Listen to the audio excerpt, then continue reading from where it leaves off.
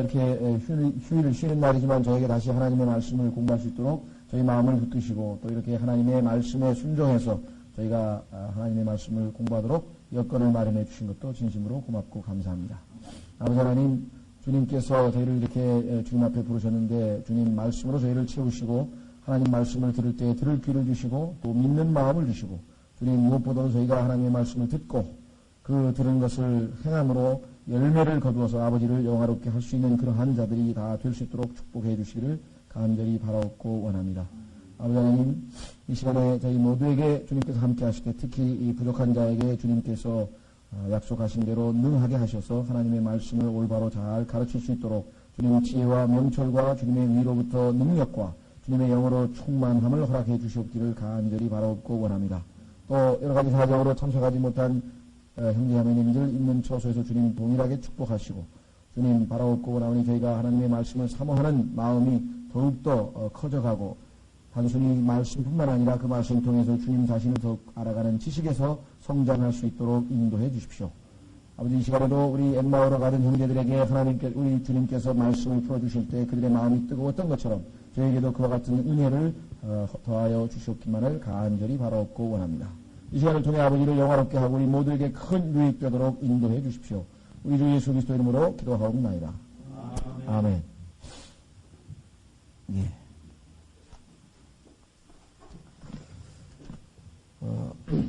오늘 찬송가에 우리 불렀던 것처럼 저 사람들은 뭐 휴일인데도 뭐 가방 들고 어디 가서 또 뭐 성경 공부하나 아마 그런 사람들이 있을지 모르겠습니다만은 우리 받은 그 기쁨을 알 사람이 없도다. 사실 그 기쁨을 맛본 사람만이 알지 그 기쁨을 맛보지 못한 사람은 뭐 모르죠. 예, 사실 이 그리스도인들의 모임이라고 하는 것은 모인다고 하는 것은 여러 가지 의미가 있지만 그 중에서도 나중에 주님께서 오실 때 우리가 이 휴고 그죠? 다 모아서 주님 앞에 올라가는 그런 어떻게 보면은 그것을 예표하고 있다고 볼 수 있습니다. 주일날에도 다른 사람들 다 세상에 있을 때 쫙 모여서 이 모임, 그래서 이 교회라고 하는 단어가 분리된 모임, 그래서 불러냄을 받은 자들의 모임, 우리가 보통 그렇게 교회라고 하는 헬라어로 이제 뭐 에클레시아라고 하고 우리가 영어로 church 또는 교회라고 할 때 불러냄을 어디로부터? 세상으로부터, 그죠? 불러냄을 받은 자들의 모임, 이렇게 얘기했습니다. 그래서 그 언젠가는 단순히 그냥 이렇게 신길동으로 불러냄을 받는 게 아니라 저 위에 셋째 하늘로 불려 올라갈 자들이 이게 자주 올라갈 것을 소망하면서 자꾸 모이는 겁니다. 그래서 이 교회에 모이는 것의 맛을 아는 사람들은 여간에서는 이 모이는데 빠지진 않거든요. 그리고 또 그게 그 신앙생활 할 때에 하나님께서 복을 주시는 그러한 어떤 그 수단입니다. 개인적으로 성경도 읽고 공부도 하고 테이프도 하고 다 하지만 뭐 충분히 할 수 있죠. 책 다 있는데 뭐 여기 있는 거 여기 와서 공부하는 것보다 효율적으로 더 많이 공부할 수도 있고 예를 들면 그렇지만 하나님께서 기뻐하시는 것은 이 믿는 그리스도인들끼리 모이는 것이거든요. 예를 들면 유명한 도마 있잖아요. 도마는 예수님 제자들 다 모여가지고 예수님이 탁 나타나셔가지고 아주 특별한 은혜를 베푸셨는데 그 현장에 없어가지고 그 특별한 체험을 놓치고 말았잖아요. 다행히 한 번 더 나타나 주셨으니까 다행히 안 나타났으면 도마는 살아계신 예수님을 육안으로 볼 수 있는 특권화에 놓쳐버리는 거 아니겠어요? 우리가 생각할 때 이런 뭐 가봐야 뭐 크게 그거던데 맨날 그 얘기가 그 얘기고 그런 것 같지만 안 그래요. 하나님께서는 이 모일 때에는 특별한 방법으로 함께 하시는 겁니다. 예, 그래서 오늘도 저희가 하나님께서 그렇게 은혜 주실 것을 기대하면서 다시 스가랴서 오늘은 마지막 환상입니다. 스가랴서의 7장서부터는 이제 환상이 아니고 구체적인 예언으로 들어가기 때문에 오늘 마지막 환상인데 이 환상도 그렇게 우리가 쉽게 클리어하게 딱 부러지게 답을 얻을 수 있는 성격은 아닌 것 같아요. 다만 성경의 다른 구절들을 동원해서 우리가 한번 해석해 볼 수 있는 데까지 한번 해석을 해보는 거죠. 자, 우선 6장 1절서부터 보시면 우선 환상을 한번 쭉 읽어보죠. 또 내가 돌아서서 눈을 들어본 즉 보라 두 산 사이에서 네 병거가 나오는데 이 산들은 놋산이더라. 뭔가 좀 특별하죠. 놋산이라 그랬어요. 실제적으로 산이 놋으로 된 산이 있을까? 비유적으로 말씀하신 건가? 하여간 두고 봐야 될 일 같아요. 그 다음에 자, 첫째 병거에는 붉은 말들이 있고, 둘째 병거에는 검은 말들이 있으며, 셋째 병거에는 흰 말들이 있고, 넷째 병거에는, 여기가, 참, 저도 좀, 당혹스러운데요. 뭐, 사실대로 밝히지 않을 수는 없으니까. 자, 여기 무서운 말들이라고 지금 이 번역이 되어 있는데, 금정역이 오역이 되어 있습니다. 이게 지금 무서운 말이 아닌데요. 영어 단어로는 그리슬리드라고 하는 단어인데, 이 단어는 흰색하고 그 다음에 검정색하고 섞인 그런 빛깔을 얘기해요. 그러니까 회색 빛깔이 되겠죠. 그래서 아마 한킹에는 회색이라고 되어 있죠. 예, 그래서 한킹에서 한 번역이 옳습니다. 이게 지금 이 단어가 고로 되어 있어가지고 영어로는 이게 그리슬리드라고 되어 있어서 사전에 보면 단어가 안 나옵니다. 이 단어가. 이 단어가 현대어로는 grizzled가 돼요. 이렇게 해서 이 단어로 나와요. 사전에 보면 이 단어는 나오지 이 단어는 안 나와요. 이게 고체 스펠링이거든요. 옛날 고체 스펠링. 그래서 아마 이 단어를 못 찾으셔서 그런 건지 아니면 실수를 했는지 그건 제가 모르겠어요. 그러니까 요번에 한영대학 나오기 전에는 교회를 해서 당연히 물론 고쳐야 되겠는데 상식적으로 봐도 여기 지금 색깔이 나오잖아요. 쭉 색깔이 나오죠. 2절에 붉은 말, 그 다음에 검은 말, 흰 말, 그 다음에 젓갈색 말, 그러면 5종류의 말이 나오는데 갑자기 무서운 말이 나온다는 것 자체가 벌써 앞뒤 문맥으로 봐서 안 맞는 거죠. 예, 그래서 이것은 우리가 왜 쇠 아시죠? 쇠는 약간 회색빛이죠. 흰색하고 검은색을 합친 그런 색깔이잖아요. 그래서 이거를 아이언 그레이라고 보통 색깔 이름이 있죠. 아이언 그레이. 쇠의 회색 빛깔, 쇠 빛깔을 내는 회색 빛깔, 보통 이렇게 해석들을 많이 합니다. 그래서 이것은 번역을 뭐 회색빛이라고 하는 것이 우선 낫지 않을까 이렇게 생각을 합니다. 예. 일단은 그거는 지금 저도 완전히 틀린 거로 해가 눈에 갑자기 띄니까 이거 반드시 교회를 가야 되겠구나 그런 생각이 듭니다. 그러니까 무서운 말들이라고 되어 있는 것은 무서운이 아니고 색깔을 나타내는 것이라고 하는 것. 일단 회색빛으로 해놓는 게 좋겠습니다. 자, 젓갈색 이렇게 해서 5종류의 색깔의 말들이 쭉 나와 있습니다. 4절 내가 나와 말하던 천사에게 대답하여 내 주여 이것들이 무엇이니까 하니 그 천사가 내게 대답하여 이것들은 하늘들의 내 영인데 온 땅에 주 앞에 서 있다가 나아가는 것이라 하더라. 자, 그러니까 이 말들은 천사군요. 내 영이라고 그랬으니까 확실하게 천사인지 아닌지는 모르지만 일단 뭐 성경에서 천사는 하나님의 심부름을 하는 영이라고 되어 있거든요. 심부름하는 영. 따라서 천사일 가능성이 지금 높다. 이렇게 우선 볼 수가 있습니다. 6절 거기 있는 검은 말들은 나아가서 북쪽 지방으로 들어가고 흰 말들은 그 뒤를 따라 나아가고 그 다음에 여기 마찬가지 회색입니다. 회색빛 말들은 남쪽 지방으로 나아가고 젓갈색 말들은 나아가서 이리저리 땅에 두루 다니고자 하여 가기를 구하더니 그가 이르되 너희는 여기서 나아가 이리저리 땅에 두루 다니라 하며 그것들이 이리저리 땅에 두루 다니더라. 그때 그가 내게 외치며 말하여 이르되 보라 북쪽 지방으로 가는 이 말들이 북쪽 지방에서 내 영을 편안하게 하였느니라 하더라. 이렇게 되어 있죠. 자, 그래서 여기까지가 지금 환상인데요. 환상이 쭉 나와 있습니다. 자, 그러면은 우선 첫 번째 여기 나와 있는 걸 보니까 1절에 두 산 사이에서 네 병거가 나온다. 이게 두 산이 어떤 산이냐? 실제적으로 산이냐 아니면은 어떤 그 상징적인 의미가 있느냐? 이게 두 가지 가능성이 있는 것 같아요.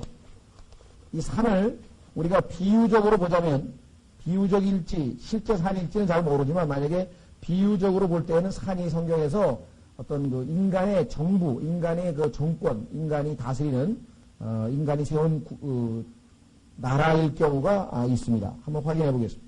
시편 72편 3절. 시편 72편 3절에 조금 우리가 확실하게 이게 비유적으로 말씀한 건지 실제적으로 본 그대로인지를 잘 알 수가 없어요.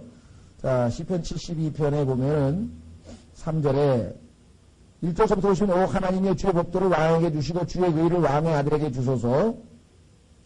그가 주의 백성을 의로 재판하며 주의 가난한 자를 공의로 재판하리니 의로 말미암아 산들이 백성에게 화평을 가져다주며 작은 산들도 그리 하리로다. 그래서 산과 작은 산들이 인간이 세운 정부들, 여기 지금 재판하는 백성들을 심판하는 그러한 정부들로 묘사되어 있는 경우가 있고, 또 여러분들 그 계시록 17장에 가면은 일곱 산 위에 세워진 그 나라 이름이 나오죠.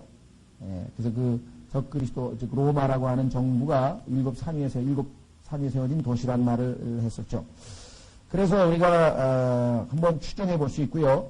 또 75편, 시편 75편 3절에 가면은 하나님의 보좌에 있는 그 기둥으로 묘사되는 경우가 있습니다. 시편 75편 3절에 보면 시편 75편 3절 땅과 그 거주민은 다 해체되었으나 나는 땅의 기둥들을 붙들고 있나이다. 이게 아마 이게 산을 의미하는 것이 아니냐 이렇게 보통 해석하는 분들이 좀 있습니다. 그래서 이게 하나님께서 하나님의 어떤 그 보좌, 하나님께서 다스리시는 그 하나님의 보좌를 붙들고 있고 요동하지 않는다 이렇게 보통 해석을 할 수도 있다고 하는데, 또 그렇게 해석하시는 분들은 근거가 놋산이란 말이에요. 지금 보니까 놋이라고 하는 것은 성경에서 항상 심판을, 여러분들 그 제단에다가 이 5큐빗 해가지고 제물을 바칠 때 그 제단이 놋으로 만들어져 있죠. 놋제단. 또 예수님께서 나중에 심판하실 재림 때 예수님 보면은 발이 놋과 같다 그랬잖아요. 놋. 성경에서 놋이라고 하는 것은 항상 심판을 예표하고 있어요. 심판. 여러분들 놋뱀 아시죠? 놋뱀? 예수 그리스도께서 달리셨을 때 놋뱀이라고 했잖아요. 그래서 성경에서 이 놋이라고 하는 것은 하나님의 어떤 의를 인해서 심판을 얘기하기 때문에 여기서 이 두 산 사이가 어떤 그런 하나님의 심판과 관련된 상징적 의미로 쓰인 것이 아니냐 이렇게 해석하는 경우가 있고요. 문자 그대로 진짜 산이다 그렇게 해석하는 경우가 있습니다. 그런데 그 경우도 하늘에 있는 시온산이냐, 성경에 보면은 하나님이 계신 셋째 하늘에 시온산이 있다고 되어 있습니다. 시온산이, 하늘에 있는 시온산이 있고 지상에 있는 예루살렘에 있는 그 시온산이 있어요. 그래서 하늘에 있는 시온산, 그렇게 하면은 시온산이 하나뿐이잖아요. 그러니까 아마 지상에 있는 시온산, 근데 시온산과 그 바로 앞에 있는 산이 올리브산입니다. 예루살렘이 있으면은 예루살렘이라고 하는 이 도시는 시온이라고 하는 산이 거기에 있고, 우리 남산이 있듯이, 그 다음에 그 건너편에 보면은 올리브산이라고 해서 예수 그리스도께서 올리브산 설교라는 게 유명한 게 있었잖아요. 예. 그러면 그 사이에 있는 골짜기, 즉 올리브산과 시온산 그 사이에 있는 골짜기가 우리 뭐 정릉 골짜기 하듯이 그런 기드론 골짜기라고 성경에 보면 나와요. 그래서 아마 이것이 거기에서 환상을, 그 지역이 있는 곳에서 환상을 보여주신 것이 아니냐, 뭐 이렇게 우리가 해석을 하시는 분들도 있습니다. 그래서 한마디로 하자면 정확하게는 아무도 모르고, 성경에서 이게 지금 두 산이라고 했을 때 어느 산인지 성경에서 설명을 안 해놨기 때문에 우리가 다른 지금까지의 성경 구절들을 한번 총동원해서 봤을 때 비유적으로 상징적으로 하나님의 심판을 예표하는 그 하나님의 심판으로부터 이 말들이 나왔다. 왜냐면 이 문맥 전체가 지금 심판과 관련이 되어 있거든요. 그렇게 비유적으로 해석하는 경우도 있고, 그 심판의 장소가 예수님이 보좌가 세워질 예루살렘이니까 예루살렘에 있는 시온산과 그 맞은편에 있는 올리브산일 것이다. 왜? 예수님께서 재림하실 때에는 성경에 보면은 어디에 재림하십니까? 원래는 예수님의 재림을 아마 나중에 스가랴서 뒤에 보면은 그 올리브산에 예수님께서 재림하시는 걸로 되어 있어요. 실제적으로는 재림의 순서는 시내산에서부터 시작해요. 나중에 예수님의 우리 조직신학의 기독론의 재림의 루트, 예수님의 재림의 그 여정, 예루살렘까지 입성하는데 그 재림의 루트를 공부해 보면은 시내산에서부터 시작해가지고 이스라엘 백성들이 시내산을 출발해서 여호수아의 인도하에 쭉 북쪽을 거쳐서 결국은 요단강을 넘어서 여리고를 통해서 예루살렘으로 들어갔잖아요. 그 과정이 예수 그리스도의 재림의 여정하고 똑같습니다.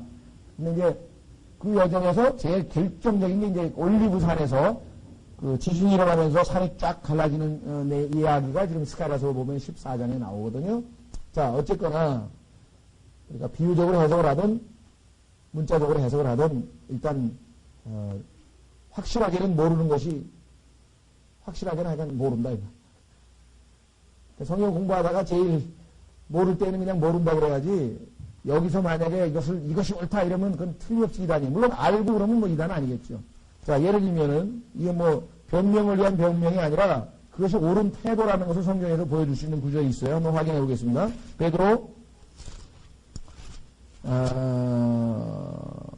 베드로후서 3장. 베드로후서 3장에 가면은 성경에 잘 모르는 구절을 마치 자기가 다 아는 것처럼 막 해석을 해가지고 나중에 멸망해버린 사람에 대한 경고가 나옵니다. 제일 안전한 방법은 모르면 모른다가 제일 좋아요. 자, 베드로후서 3장. 자, 15절. 또 우리 주의 오래 참으심이 구원이 될 줄로 여기라. 우리가 살아가는 형제 바울도 자기가 받은 지혜대로 너희에게 이같이 썼고. 바울이 재림에 대해서 뭘 많이 썼는데 바울 서신에 보니까 또 그의 모든 서신에서도 이것들에 관하여 말하였으되 그 중에 깨닫기 어려운 것이 더러 있으니 깨닫기 어려운 것이 더러 있다 그랬어요. 바울이 쓴 재림과 관련된 구절들 중에서. 그런데 어떻게 해요? 배우지 못하고 흔들리는 자들이 다른 성경과 같이 그것도 억지로 풀다가 스스로 파멸에 이르느니라. 억지로 풀면 안 됩니다. 성경적 근거를 찾아서 모르면 일단 모르는데 나중에 더 공부하다 보니까 아 여기 근거가 있구나. 여기 충분히 해석의 근거가 나오면 또 해석이 되겠죠. 그렇죠. 예, 우리가 그런 좀 성경적인 근거가 확실하지 않을 때는 단정 지어서는 곤란하다. 예를 들면 아마 여러분들은 모르겠어요. 여러분들 개인적으로는 7년 대환란이 7년이냐? 아마 7년 대환란을 아마 대부분의 사람들이 아마 들었을 것 같아요. 그렇죠? 여러분들 들었을 때 대환란의 기간을 보통 7년이라고 보통 많이 들었을 텐데 사실 성경에 보면은 7년을 지지하는 구절들이 상당히 많습니다. 욥이 7일 동안 뭐 재에서 회개를 했다든가 그 7과 관련된 그 숫자들 또 다니엘의 70째 주라든가 일주일이 7일이라든가 뭐 등등등등 보면은 7년 대환란을 지지하는 구절들이 꽤 있어요. 그런데 성경에 보면은 대환란 또는 환란 야곱의 환란 이럴 때에는 항상 어떻게 해요? 3년 반으로 돼 있어요. 1260일. 한때, 두때, 뭐예요? 반때. 그러니까 1년, 2년, 반, 3년 반. 또 1260일이 유대력은 30일이 한 달이니까 1260일 하면은 3년 반. 42개월, 3년 반. 그래서 우리가 볼 때는 7년 대환란을 지지하는 그런 것도 있고 3년 반이 대환란이라고 얘기하는 구절들도 있고 이러기 때문에 이것도 우리가 단정을 지을 수는 없을 것 같아요. 다만 성경에서 7년 대환란이란 말은 안 나옵니다. 그런데 환란이 3년 반이란 말은 나와요. 그래서 오히려 후자가 더 성경적으로 근거가 있는 거예요. 그럼 7년이면 왜 7년인가? 요거는 이제 나중에 3년 반씩 3년 반의 기간이 전 3년 반이 뭔가 또 딴 거와 연관이 되어 있을지도 모르는 거예요. 그래서 이것은 이제 예수 그리스도의 초림 3년 반 공생애와 연관이 되어 있을지도 모르는데 이것도 다 우리가 아직 클리어하게 딱 부러지게 우리가 재림에 관해서 종말에 관해서 어떤 이 타임 테이블을 만들 수는 없다는 거죠. 네. 자, 하여간 그래서요. 계속해서 우리는 병거로 넘어가겠습니다. 자, 병거 말 우리가 뭐 병거란 말이니까 좀 어째 옛날 말 같지만 마차예요. 그러니까 로마 사람들이 보면 그 말이 앞에서 끌고 전쟁하는 전차라 그러죠. 로마 군단들이 몰고 하는 그것을 우리가 병거라고 일단 번역을 했습니다. 자, 이 병거와 말들은요, 여기 나와 있는 것처럼 내 영이라고 어제에 나와 있기 때문에 아마 당시에 하나님께서 심판을 하시기 위해서 사용하시는 여러 제국들을 아마 의미하는 것이 아닌가. 1장에도 붉은 말, 흰 말, 그 다음에 얼룩말 이렇게 해서 1장에도 지금 말이 세 번 나왔었잖아요.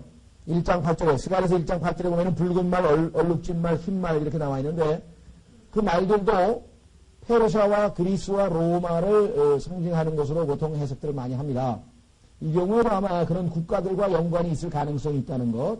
그것도 역시 뭐 성경에 몇 가지의 근거는 있지만 확정적으로 얘기할 수는 없습니다만은 그럴 가능성이 있다는 것. 그렇게 일단 알아두시고요. 자, 여러분들이 실제적으로 병거, 다시 말해서 마차가 나타났는데 환상으로 나타났으니까 이거는 일반 병거라기보다는 아마 어떤 영적인 그런 병거일 가능성이 높겠죠. 영적인 존재들. 자, 대표적인 경우로 엘리야가 타고 하늘로 올라갔던 병거가 바로 여기 지금 나와 있는 환상과 같은 종류의 병거일 것입니다. 열왕기하 2장 11절. 열왕기하 2장 11절에 보면 하나님께서 휴거, 다시 말해서 엘리야를 데리고 올라가셨는데 그때 병거가 나타났죠. 그래서 유명한 엘리사의 외침이 저기 열왕기하 2장 11절. 열왕기하 2장 11절에 보시면은요.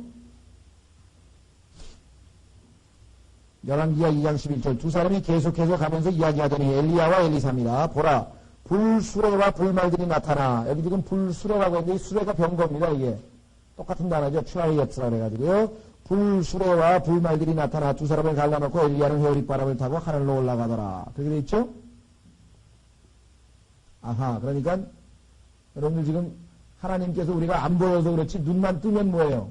하나님께서 천사들이 하나님이 만드신 영적인 말들을 타고 하나님의 일을 하러 지금 다니고 있는 세계가 안 보여서 그렇지. 그렇죠. 그래서 이 보이지 않는 세계에 대해서 우리는 이미 욥기에서도 살펴봤고 또 여기도 지금 나타났고. 자, 또 대표적인 경우가 몇 장 넘기면 6장에 가보세요. 열왕기하 6장 17절에 유명한 엘리사의 기도를 통해서 엘리사의 종이 눈을 떠보니까 아이고 그 적군보다 훨씬 많은 군대가 병거가 있는 것을 우리가 보는 장면이죠. 자, 열왕기하 6장 17절. 열왕기하 6장 17절. 자, 이때는 시리아 군대가 와가지고 이스라엘을 지금 포위하고 공격을 하려고 합니다. 그래서 지금 한번 확인해 보겠습니다. 14절부터 보시면요. 이 왕이 말과 병거와 큰 군대를 거기로 보내니 그들이 밤에 가서 그 도시를 에워쌌더라. 하나님의 사람의 종이 아침 일찍 일어나서 나가보니 보라 군대가 말과 병거와 함께 그 도시를 에워쌌으므로 그의 종이 엘리사에게 이르되 아 슬프다 내 선생님이여 우리가 어찌하리까 하니 이스라엘은 완전히 포위돼가지고 시리아에게 지금 다 포위했습니다. 병거가 이렇게 많이 지금 우리를 공격하려고 합니다 하면서 이제 슬퍼하고 있는 모습이죠. 그때 뭐라고 얘기하나 보세요. 16절 그가 대답하되 두려워하지 말라. 우리와 함께한 자들이 그들과 함께한 자들보다 많으니라 하고 그러면 하나님께서 엘리사에게는 영적인 눈을 뜨게 해서 그 영적인 존재들을 다 보게 하신 거죠. 그래서 기도하여 이르되 자기는 보이는데 그러면 아주 지금 담대하게 있는데 이 종은 영적으로 눈이 뜨여 있지 않았어요. 그래서 영안을 뜨게 해달라고 지금 기도를 합니다. 기도하여 이르되 주여 원하건대 그의 눈을 열어서 보게 하옵소서 하니 주께서 그 청년의 눈을 여시며 그가 보니 보라 불말과 불병거가 산에 가득하여 엘리사를 둘렀더라. 보이지 않는 군대들이 지금 보이는 군대들을 쳐부수기 위해서 딱 기다리고 있는 것이에요. 아마 밖에 있는 사람들이 여기 와서 이 사람들이 지금 무슨 얘기하고 있는 거야 지금. 도른 사람들 아니냐 그러겠죠. 왜? 보이지 않는 세계에 대해서 마치 진짜 사실처럼 얘기하고 있으니까. 그게 사실이다, 이건. 보이지 않는 세계에 지금 엄청난 일들이 벌어지고 있는데 우리가 안 보여서 그렇지 또 하나님께서 필요에 따라서 보여줄 수도 있고 안 보여줄 수도 있죠. 예를 들면, 누굽니까? 이 스테반처럼 마지막 죽는 순간에 하나님께서 눈을 뜨게 해주니까 셋째 하늘에 계신 예수 그리스도가 지금 여기서 거리가 얼마인 줄 아세요? 200억 광년인데 200억. 빛으로 200억 년을 가야 되는 거리인데 그 계산이 정확한지는 난 잘 모르지만 과학자의 계산에 의하면 거기 있는 예수 그리스도가 보였잖아요. 그래서 인자가 하나님 보좌 우편에 서 있는 것을 내가 보노라 하면서 스테반이 유명한 그 얘기를 했지 않았어요? 네. 자, 그러니까 지금 우리가 하나님께서 우리를 어떻게 보호하고 계시는가 모르겠어요. 정말 누구만 왔다나 수호 천사를 보내서 우리를 지켜 보호하고 계시는지도 모른다 이거예요. 다만 분명한 것이 우리가 죽는 순간에 내가 만약에 오늘 죽었다. 그러면 내 몸은 뭐 있겠죠. 사람들이 와서 보면서 뭐라 그러면 문상도 오고 하겠죠. 그러나 죽는 순간에 우리의 혼은 어디로 가요? 천사가 와서 2명이 오는지 3명이 오는지는 잘 모르지만 하여간 딱 데리고 어디 셋째 하늘로 주님께로 데리고 가는 성경에 보면은 그 천사가 와서 죽은 자를 데려간다고 나오잖아요. 천사는 그렇게 섬기는, ministering spirit이었죠. 섬기는 영이라고. 자, 어쨌거나 이가 이렇게 영적인 예가 있습니다. 자, 그런데 이 천사들의 사역과 관련된 이것은 시편 68편에 보시면 숫자가 굉장히 많아요. 여기도 많지만요. 거기에는 숫자가 2만이라고 나와 있나요? 한번 확인해 보겠습니다. 시편 68편 7절. 시편 68편 7절. 17절입니다. 17절. 자, 하나님의 병거는 2만이요 곧 수천의 천사들이 모는 병거라. 여기 있죠? 하나님의 병거는 2만이요 곧 수천의 천사들이 모는 병거라. 그께서 그들 가운데 계시나니 신의 산 곧 한 거룩한 곳에 계심과 같도다. 자, 수천의 천사인데요. 성경에 보니까 천사 한 명이 18만 5천 명을 죽였거든요. 천사 한 명이 18만 5천 명을 죽였으니까 더 죽일 수도 있었죠. 거기 있는 사람이 18만 5천 명이니까 다 죽였다는 얘기로 18만 5천 명이지만 천사 한 명이 그렇게 능력이 있다는 사실이죠. 예. 자, 그래서 이 천사와 병거, 즉 병거를 탄 천사 이런 모든 것들이 예수 그리스도의 재림과 연관이 돼서 왜 예수님께서 병거를 타고 하나님께서 병거를 타고 재림하실 것으로 성경에 묘사가 되어 있습니다. 두 구절을 한번 확인해 보겠습니다. 그래서 이것도 지금 예수 그리스도의 재림과 연관이 된 구절이구나. 왜 병거 타고 나타나는 일. 자, 이사야서 66장 15절. 이사야서 66장 15절에 보시면 우리가 정확하게는 모르지만 이렇게 관련 구절들을 찾아봄으로써 어렴풋이 윤곽을 찾아낼 수 있단 말이죠. 이사야서 66장 15절. 자, 주께서 불과 함께 회오리 바람 같은 자신의 병거들과 함께 임하사 진노로 자신의 분노를 불꽃으로 자신의 책망을 나타내시리라.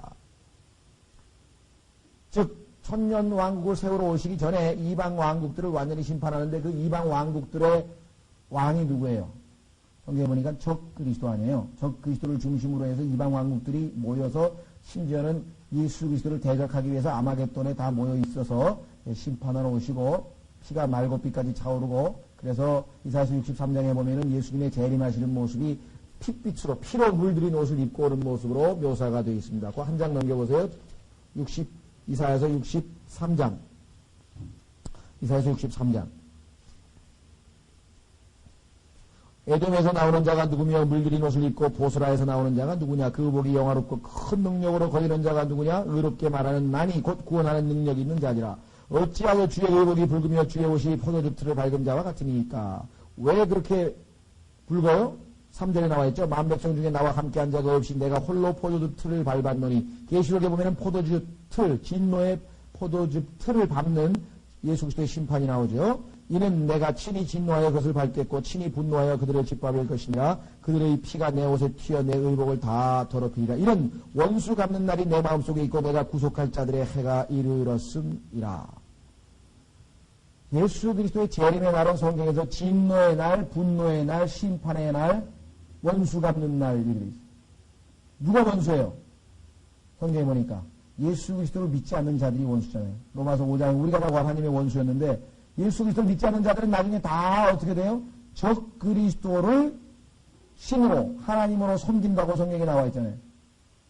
그러니까 생각해보세요. 자기들을 사랑해서 2000년 지금으로부터 2000년 전에 십자가에서 죄인들을 대신해서 대속의 피를 흘리고 모든 것을 다 하셔서 하나님의 사랑도 확증하고 부활로 증거도 보이고 전도에 미련한 것으로 수많은 사람들에게 복음을 전하고 성경도 펴내고 그렇게 해서 인류 역사 6000년 동안 하나님께서는 사람들에게 자기 자신을 계시하시고 모든 일을 다 하셨는데 심지어는 마지막 때 예수님까지 보내셔서 2000년간 그렇게 사람들을 불어 모으고 보라 지금이 구원을 받을 만한 때라 보라 지금이 하나님이 받으실 만한 때라.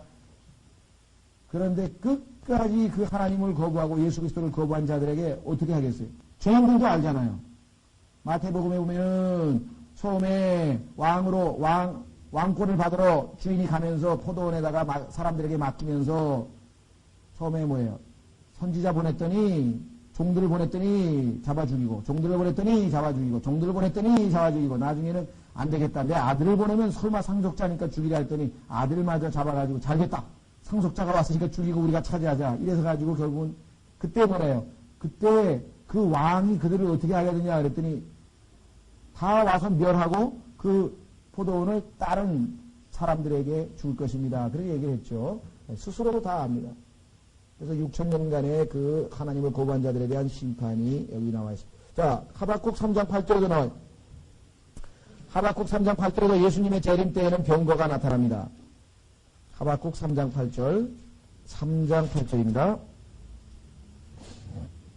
자, 주께서 주의 말들을 타시며 주의 구원의 병거들을 타셨사온즉 주의 노여워하심이 그 강들을 향한 것이니까 주의 진노가 그 강들을 향한 것이니까 이렇게 나와 있죠. 병거들을 타셨다, 말들을 타시며 이렇게 나와 있습니다.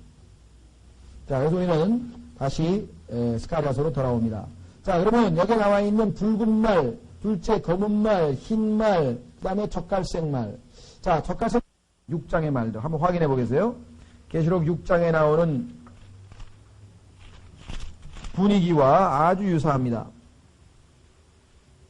계시록 6장 1절서부터 보시면은요, 2절서부터 보시면 내가 보니 보라 흰 말이라 그 위에 탄 자가 활을 가지고 왕관을 받으며 그가 나아가서 정복하고 또 정복하려 하더라. 여기서 정복이라고 하는 단어 컨코어인데요.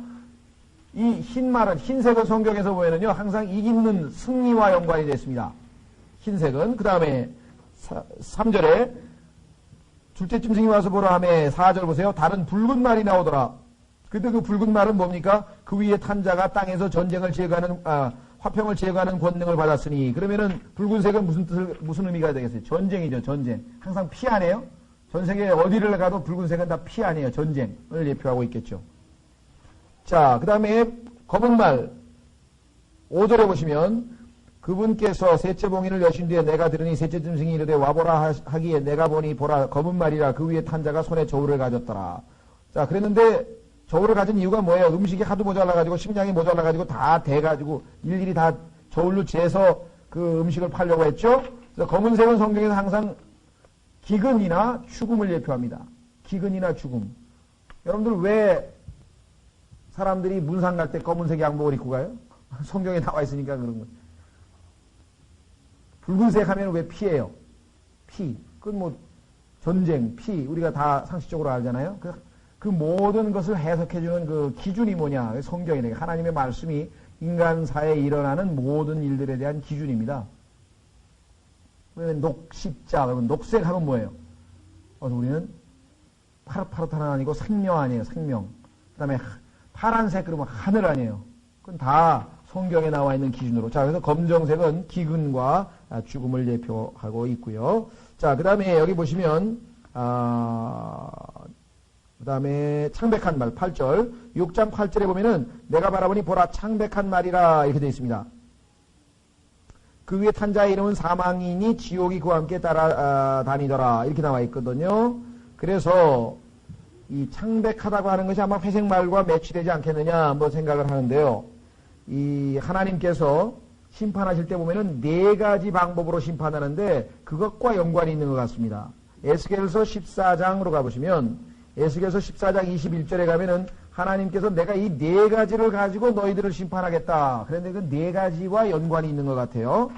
14장 21절. 주 하나님께서 이같이 말씀하시니라. 내가 나의 4가지 혹독한 심판, 4가지 혹독한 심판, 곧 칼과 기근과 해로운 짐승과 역병을 예루살렘에 보내어 사람과 짐승을 거기서 끊으리니.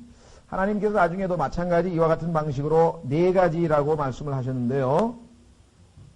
그래서 이 회색 또는 창백한 말일 경우에는 아마 역병과 관련이 있지 않겠느냐. 왜? 사람이 병에 걸리면 창백해지죠.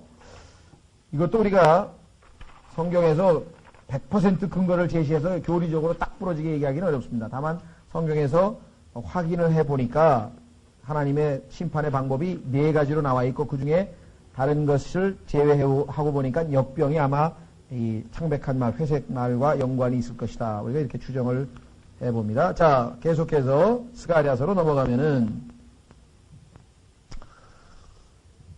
4절 내가 나와 말하던 천사에게 대답하여 이르되 이것들이 무엇이니까 이 말들에 대해서 물어보니까 해석을 해줍니다. 5절 그 천사가 내게 대답하여 이르되 이것은 하늘들의 내 영인데 온 땅에 주 앞에 서 있다가 나아가는 것이라 하더라. 이렇게 되어 있습니다.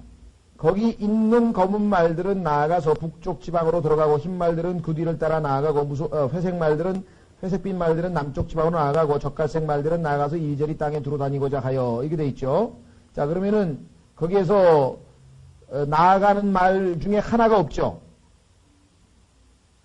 자, 검은 말, 흰 말, 회색 말, 젓갈색 말은 나아갔는데 붉은 말이 안 나갔죠. 그렇죠? 예, 다섯인데 지금 넷이거든요.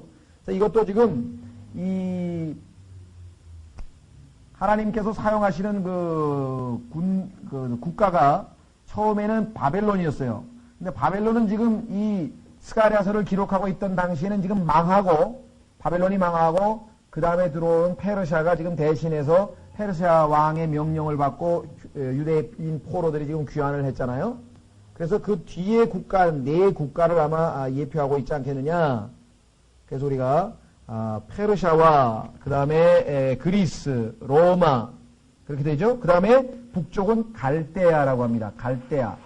이 갈대아는 바벨론 위쪽에 있는 지방인데요. 유대 민족이 북쪽으로부터 내려올 때는 항상 갈대아와 연관이 돼 있어요. 북쪽에 있는 나라 이름을 한번 확인해 보겠습니다. 성경에서 갈대아, 예레미야 51장. 예레미야 51장에 가면은 갈대아가 바벨론과 구분되어서 바벨론 북쪽에 있는 나라 이름으로 나오게 됩니다. 예레미야 51장. 조금 여러 가지 복잡하고 좀 어렵습니다. 오늘은 늘 처음에 말씀드렸지만 이 스가랴서는 성경에서 약간 제일 어려운 책이기 때문에 우리가 지금까지 이 손을 안 댔지만 약간 아는 범주 내에서만 한번 우리가 체킹을 해봅니다. 자, 예레미야 51장에 보시면 이스라엘 북쪽에 있는 나라 이름은 항상 성경에서 갈대아라고 언급이 되어 있습니다. 예레미야서 51장 48절부터 보겠습니다. 48절에 보시면 이렇게 되어 있죠. 그때 하늘과 땅과 그 안에 있는 모든 것이 바빌론으로 인하여 노래하리니 이는 노력하는 자들이 북쪽에서 나와 그녀에게 올 것입니다. 그녀가 바벨론이거든요. 그러니까 노력하는 자는 지금 바벨론이 아니죠, 당연히. 예. 그 다음에 54절로 가보세요. 54절. 부르짖는 소리가 바벨론에서 나오며 큰 파멸이 갈대아 사람들의 땅에서 나오나니. 갈대아 사람들의 땅. 그래서 바벨론 북쪽에 있는, 바벨론 위에, 즉 이스라엘 북쪽에 있는 지역은 갈대아 지역으로 성경에서 언급을 합니다. 나중에 여러분들이 에스겔서 38장 39장에 가면은 북쪽에 있는 나라에서 이스라엘이 침략을 받게 되고, 그 다음에 다니엘서 11장에도 보면은 북쪽에 있는 왕이 이스라엘을 침략하는 것으로 묘사가 되어 있습니다. 그래서 이 큰 침략, 마지막 재림 때에도 이 갈대아 지역에서부터 심판이 있을 것을 성경은 말씀하고 있죠. 자, 그래서 다시 5절로 오겠습니다. 스가랴서 6장 5절. 그 천사가 내게 대답하여 이르되 이것은 하늘의 내 영인데 온 땅의 주 앞에 서 있다가 나가는 것이라 하더라. 자, 하나님께서 네 천사를 딱 제어를 했다가 내보내는데 이 장면은 계시록 7장에 보면은 네 바람과 연관이 있습니다. 네 바람. 왜냐하면 네 바람이 천사라 그랬거든요. 계시록 7장. 요한계시록 7장에 보시면 자, 그러니까 정리를 한번 해봅니다. 성경에서 내 영, 내 천사, 그런데 그것이 뭐로 표현이 되면 말로 표현이 되는데 그 말들은 내 영, 내 천사, 내 말, 그 다음에 내 국가. 왜냐? 여러분들 다니엘서에 보면은 페르시아의 통치자들이 미가엘이라고, 하나님의 일꾼이 미가엘이 오는 것을 방해하죠. 그러니까 보이지 않는 세계에서, 예를 들면 대한민국, 그러면 대한민국을 담당하는 천사가 있다. 이게 하나님 보시기에는. 또 페르시아의 통치자가 있고 국가마다 통치자가 있단 말이죠. 보이지 않는 세계. 그래서 에베소서에서는 그것을 해석할 때 정사와 권세와 그랬잖아요. 정사와 권세와 이게 다 뭐냐면 지상에 있는 파워가 하나님 앞에 예표된 어떤 천사들이 하나씩 다 있을 거라 이 말이죠. 그래서 다니엘서에는 명백하게 페르시아의 통치자 이렇게 나와요. 천사의 이름이. 그러니까 천사 그것이 말로 표현이 되어 있고 그것을 영어로 영이라고 했고 그 다음에 그것이 국가를 나라의 권력을 파워 권력을 예표하는 것은 성경에는 항상 나온다는. 그래서 그것들을 네 개를 다 종합해서 지금 우리가 설명을 하고 있는 것입니다. 지금 이 장면을. 자, 그러면 계시록 7장에 보시면 1절서부터 보겠습니다. 이 일들 후에 내가 보니 네 천사가 땅의 네 모퉁이에 서서 땅의 사방에 네 바람을 붙잡아 바람으로 하여금 땅에나 바다에나 어떤 나무에도 불지 못하게 하더라. 또 내가 보니 살아계신 하나님의 인을 가진 다른 천사가 동쪽으로부터 올라와 땅과 바다를 해할 권능을 받은 네 천사에게 큰 음성으로 외치며 이르되, 자, 우리가 우리 하나님의 종들의 임안에 이를 칠 때까지 땅이나 바다나 나무들을 해하지 말라. 다시 말하면 나중에는 뭐예요? 인을 다 맞은 다음에는 이제 심판을 하러 이 바람이 나갈 거 아니에요. 일을 하러 지금 하나님께서 명령하신 심판을 수행하러 나갈 거란 말이죠. 그러니까 지금 스가랴서에 나와 있는 이 내용도 온 땅에 주 앞에 있다가 나가는데 6절에 보면 지금 나가죠. 뭐하러 나가느냐? 기능은 세 가지입니다. 원수들을 흩어버리기 위해서 사람들을 다 예를 들면 이스라엘 백성들을 하나님께서 예루살렘에서 바벨론으로 흩어버렸죠.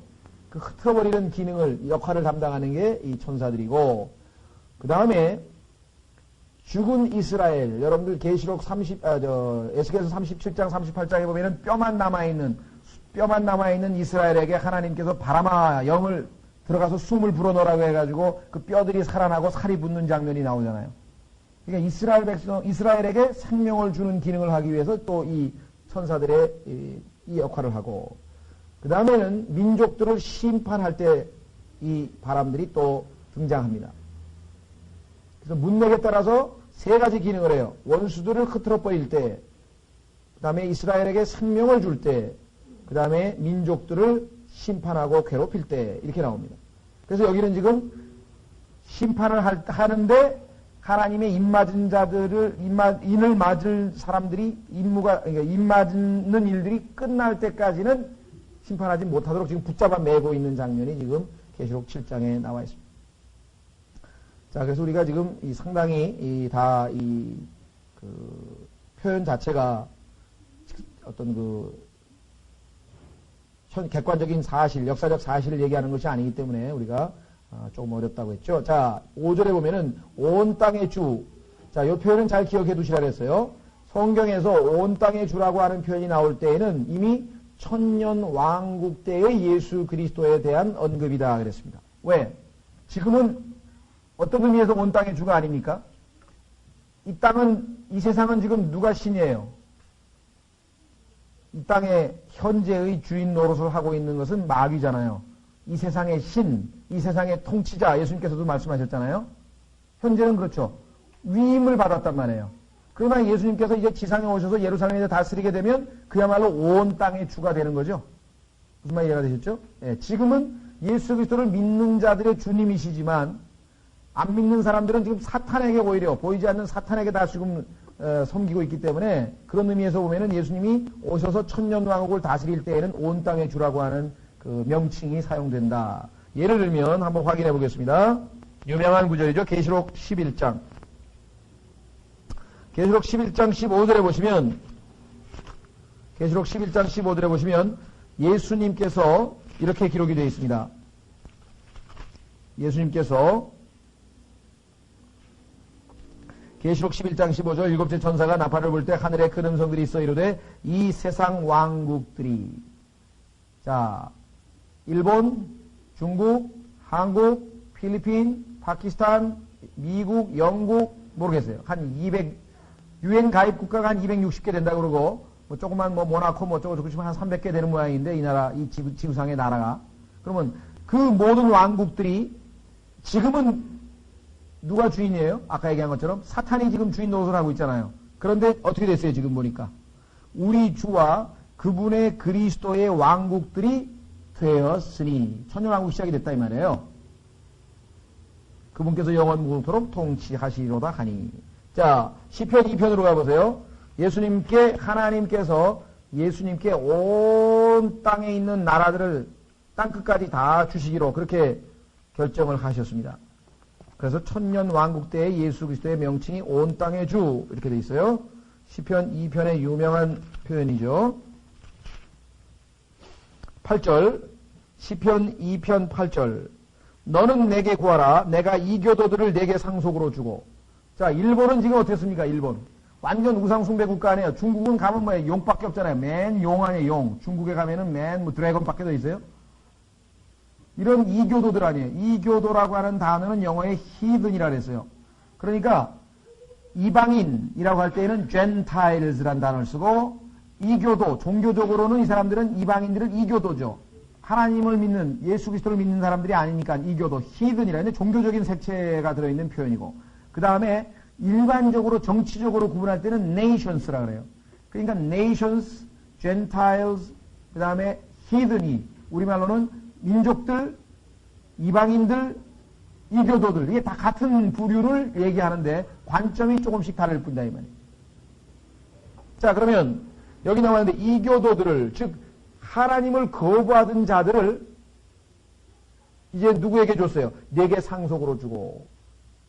그러니까 지금 일본 사람들이 아무리 예수 그리스도를 우습게 여겨도 나중에 가면은 다 모든 혀가 예수님을 다 주라고 하고 모든 무릎이 다 예수 이름 앞에 무릎을 꿇을 거라고 빌립보서에서 말씀하신 것처럼 그 일이 여기에서 지금 이루어진다는 거죠. 그래서 어떻게 돼요? 땅의 맨 끝 지역들을 내게 소유로 주리라 그랬잖아요. 저 네팔, 저 카트만두, 뭐 저 어디 지금은 어떻게 돼요? 네팔 사람들 그 쉘파 아시죠? 우리나라에서 이게 등산 올라가게 되면은 쉘파들이 탁 가가지고 그 베이스 캠프에서 하는 게 뭐예요? 오 네팔의 위대한 신이여 뭐 우리 올라가는데 뭐 도와주소서 하고 그거 하잖아요. 예수 그리스도께서 오시면 그거 안 하고 누구에게 하는 거예요? 예수 그리스도께 경배한다 이 말이에요. 그렇죠? 네. 그날이 온다 이게. 그때 가면 뭐 그게 다 허황된 우상이라는 걸 다 알게 되는 거예요. 왜? 성경에서 뭐라고 하세요? 아무도 주를 알라 하지 아니할 것이요. 그때 가면은 주를 알라고 할 필요가 없다니까. 다 아니까. 히브리서 8장 보세요. 지금은 예수님이 누군지 모르고 하나님이 누군지 모르는 사람이 많아서 우상에다가 절을 하고 일본 사람들은 뭐 베레벨 희한한 우상들도 많지만요. 주님께서 이 땅에서 다스리게 되면 예수님이 딱 재림하시면 그분이 뭐예요? 온 땅의 주. 하나밖에 없다. 온 땅의 주. 딱 한 분밖에 없다 이게. 히브리서 8장에 보시면은 뭐라 그랬습니까? 11절.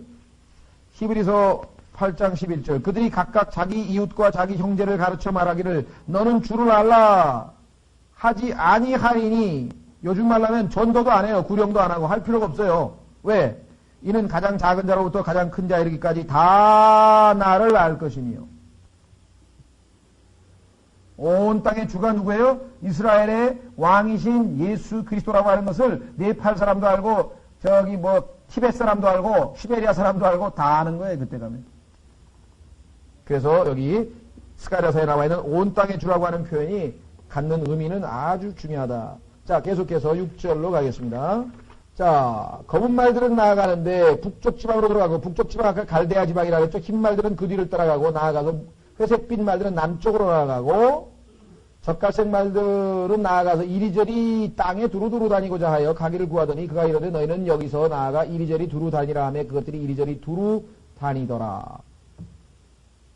자 그래서 여기 말들은 아까 국가를 상징한다고 했는데 말씀드린 것처럼 북쪽에 있는 말들 검은 말들은 갈대아라고 아까 말씀을 드렸고요. 흰 말은 그리스를 예표하는 것으로 보이고 그 다음에 회색이라고 하는 것은 그리스와 로마가 합쳐진 거죠. 여러분들 다니엘에 보면은 마지막 그 적그리스도가 다스리는 왕국은 철과 그 다음에 진흙이 합쳐졌죠. 철과 진흙. 철은 지금 여기 나와 있는 회색빛이죠. 철. 그 다음에 진흙은 무슨 빛이에요? 여기 나와 있는 젓갈색 말이죠. 이게 뭔가 연관이 있는 것 같은데 미래적 예언이기 때문에 이루어져야 성취돼야 확실하게 뭐가 드러나지 지금 여기서 우리가 그저 추정을 할 뿐이라는.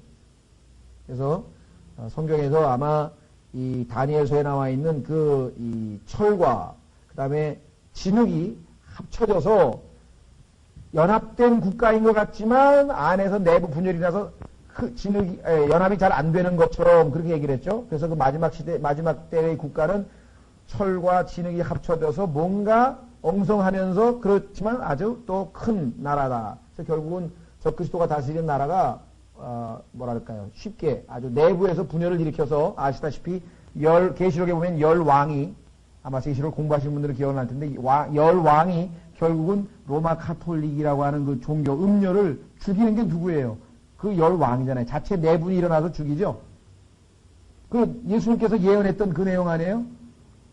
사탄을 어떻게 한다 그랬어요? 마태복음에. 예, 강탈하거든. 그러니까 예수님 보고